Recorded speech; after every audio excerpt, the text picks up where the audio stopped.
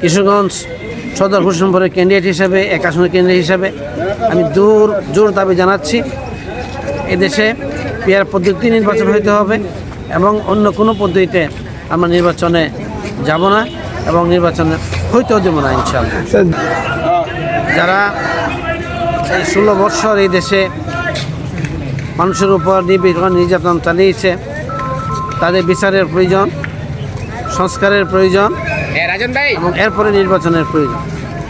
আমরা নির্বাচন বিরোধী না, আমরা নির্বাচন চাই, কিন্তু সেই পুরানো সিস্টেমে নির্বাচন হলে কখনো এই দেশ থেকে স্বৈরাচার মুক্ত হবে না।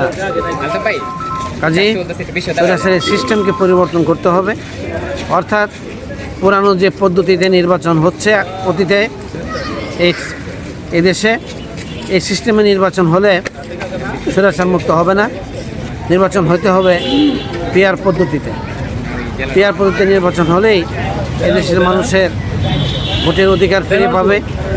এখানে পেশি শক্তির কোনো আধিপত্য থাকবে না, কালো টাকার আধিপত্য থাকবে না, সকলেই স্বতঃস্ফূর্তভাবে ভোট দিতে পারবে এবং পিআর পদ্ধতিতে আজকে যদি নির্বাচন হয় এবং পার্লামেন্ট গঠিত হয়, প্রতিটি ভোটারের অধিকার প্রতিষ্ঠিত হবে এবং এই দেশ একটি কল্যাণ রাষ্ট্রে পরিণত হবে।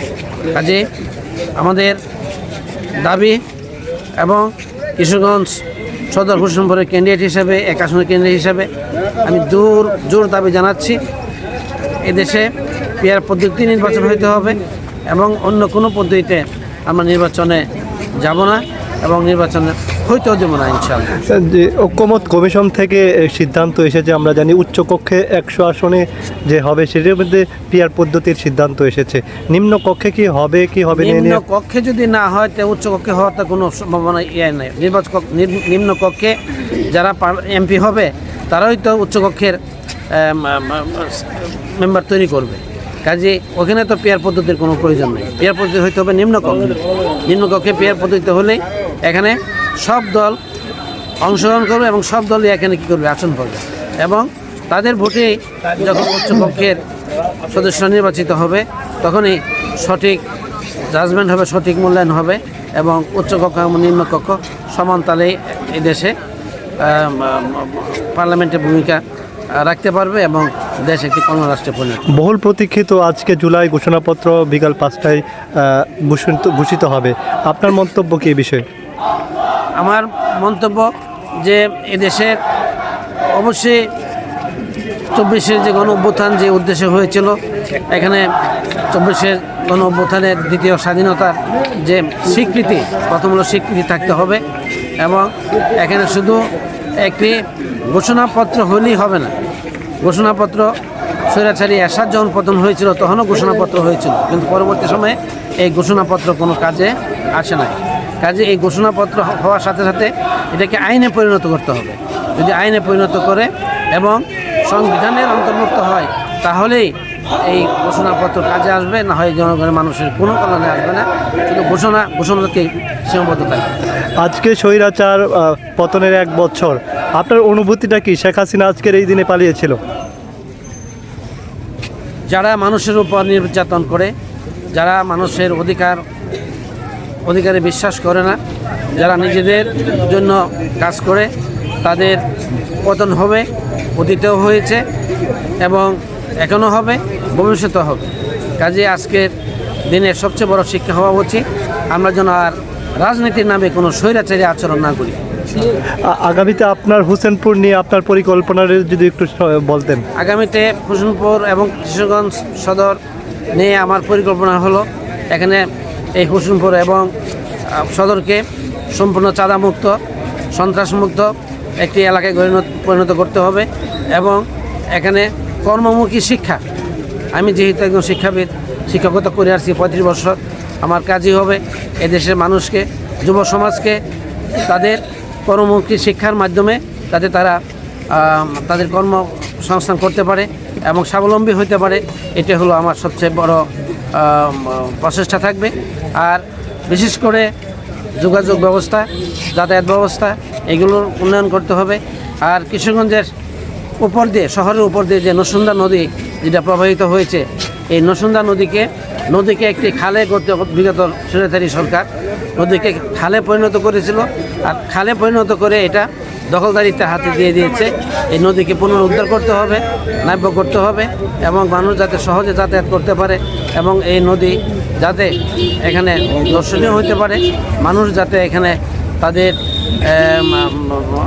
চিত্ত বিনোদনের জন্য এবং অর্থনৈতিক উন্নয়নের জন্য নদীকে ব্যবহার করতে পারে, এটা আমার একটা প্রচেষ্টা থাকে।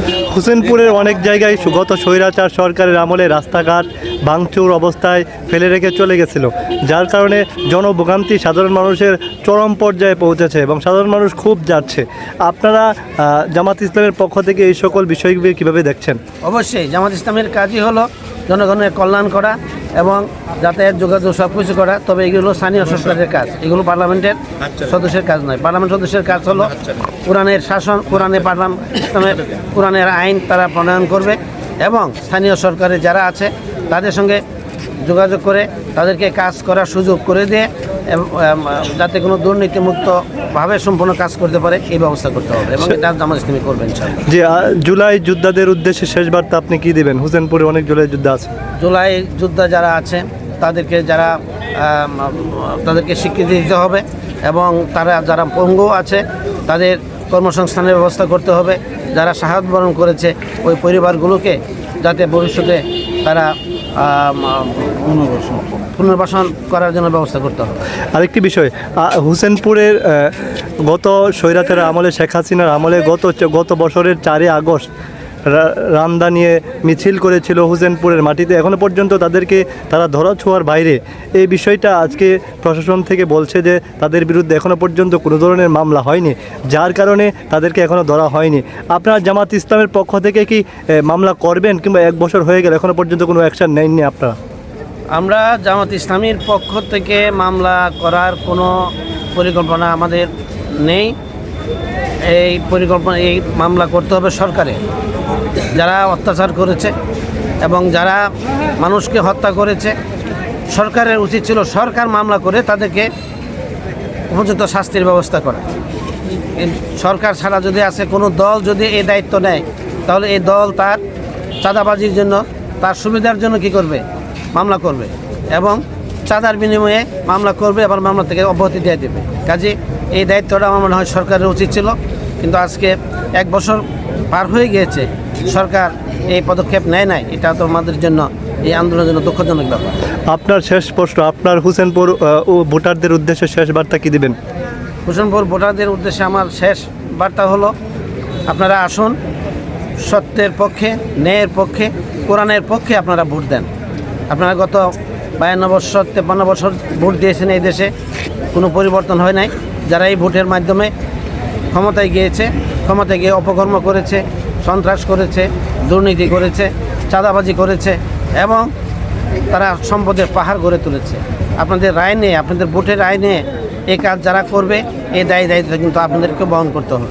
কাজেই আমাদের কথা হলো যে আসুন, আগামী নির্বাচনে আপনারা চাঁদাবাজকে বর্জন করুন, সন্ত্রাসীদেরকে বর্জন করুন এবং যারা রাজনীতির নামে মানুষের উপর শোষণ নির্যাতন করে এদেরকে বর্জন করুন এবং কোরআনের পক্ষে আপনারা রায় দেন। ইনশাআল্লাহ আপনারা সুখে শান্তিতে থাকবেন এবং সবার সহযোগিতা কামনা করছি। ধন্যবাদ আপনাকে।